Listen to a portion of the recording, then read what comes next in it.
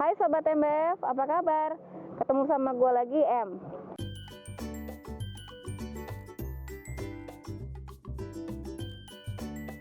Kali ini gue pengen cerita tentang sesuatu nih. Jadi, dari kemarin gue banyak dapat pertanyaan dari teman-teman tentang, lu udah berapa kali nyoba tentang diet-diet sih, kayak gitu. Jadi teman-teman ya, gue tuh udah nyoba diet itu udah dari zaman gue SMA. Gue inget banget. Zaman SMA gue disuruh diet sama nyokap bokap karena gue memang udah obesitas dari SMA. Jadinya udah disuruh makannya dikurangin, katanya nggak makan nasi dan segala macem. Itu dimulai dari situ. Terus akhirnya gue pernah nyoba juga yang itu tuh, kalau misalnya kalian pada tahu, yang badan lo digubet-gubet jadi dibikin jadi dingin. Nah itu gue udah pernah nyoba juga. Jenis-jenis diet lainnya udah juga udah pernah nyoba. Minum obat pas gue kerja, itu pun gue pernah obat-obat pelangsing. Apakah bekerja? Sudah jelaskan, karena sampai detik ini gue masih bulat, berarti artinya none of them work. Jadi sebenarnya sih kayak begini, gue pengen bilang kalau untuk dietnya ya, I have to make a disclaimer first nih. Jadi diet tuh nggak ada yang salah kalau menurut gue. Ada yang diet mayo, diet keto, atau diet yang lainnya. Semuanya itu bagus sebetulnya. Tapi kenapa itu gagal di gue? Akhirnya sekarang gue tahu, bukan salah dietnya, tapi salahnya semua ada di gue. Karena dulu pada saat gue mencoba semua diet itu, mindset gue belum berubah. Jadi gue masih di mindset gue, di otak gue pengen kurus, dan gue pengen kurus. Jadinya gak ada kepikiran bahwa gue pengen sehat. Jadi selalu yang gue target gue adalah angka di timbangan. Gak pernah yang, saya pengen lebih sehat dari sekarang, itu gak ada. Jadinya ketika main reasonnya adalah pengen kurus, ketika gue sudah berhasil menurunkan berat badan, akhirnya gue lepas tuh si dietnya. Nah pada saat dietnya itu dilepas, ya of course gue akan bounce back, berat badan gue akan nambah lagi. Atau ada beberapa diet yang menurut gue terlalu lama prosesnya, dan juga terlalu boring buat gue pada saat itu ya. Nah karena mindsetnya gue pengen segala-galanya instan, cepat, kayak begitu. Well, itu yang salah dari gue. Jadi nggak ada yang salah dari dietnya. Yang salah adalah pola pikir gue yang masih harus diperbaiki pada saat itu. Nah, kecuali kalau untuk yang obat-obatan, I have to say, itu justru berbahaya. Kalau menurut gue itu berbahaya banget. Karena satu, kalau kita ngomongin obat, itu kan berarti kimia.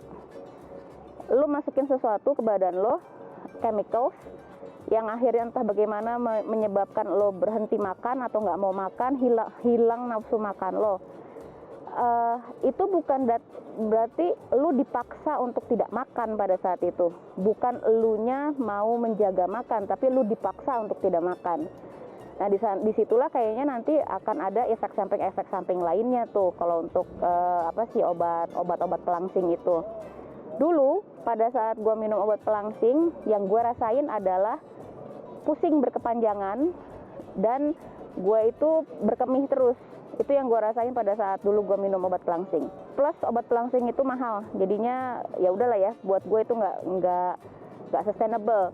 Sekali beli, pada saat bisa beli ya udah beli. Nanti nextnya nggak bisa beli, berarti nggak beli, berarti naik lagi beratnya. Begitu bisa beli lagi, baru beli lagi. Jadi nggak sustainable. Plus guenya masih nggak konsisten. Nah itu tuh kuncinya, itu tuh konsistensi.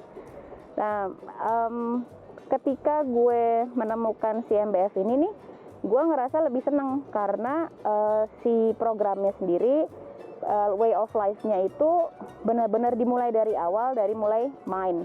Jadi sebelum kita mulai apa-apa nih, sebelum kita mulai puasa, sebelum kita tahu apa yang harus kita makan dan apa yang tidak boleh kita makan, kita diajarin dulu kenapa sih kamu lapar, misalnya kayak gitu. Kenapa sih kamu harus makan ini? Kenapa sih kamu nggak boleh makan ini? Jadi penjelasannya banyak secara ilmiah. berdasarkan bukti-bukti yang tangible juga. Dan akhirnya setelah itu bisa gue dapetin, pelan-pelan tuh mindset gue mulai berubah gitu loh. Nah ketika mindset gue udah berubah, nah udah deh, semuanya akan lebih mudah. Karena kayak hal yang paling gampang, lapar, rasa lapar itu.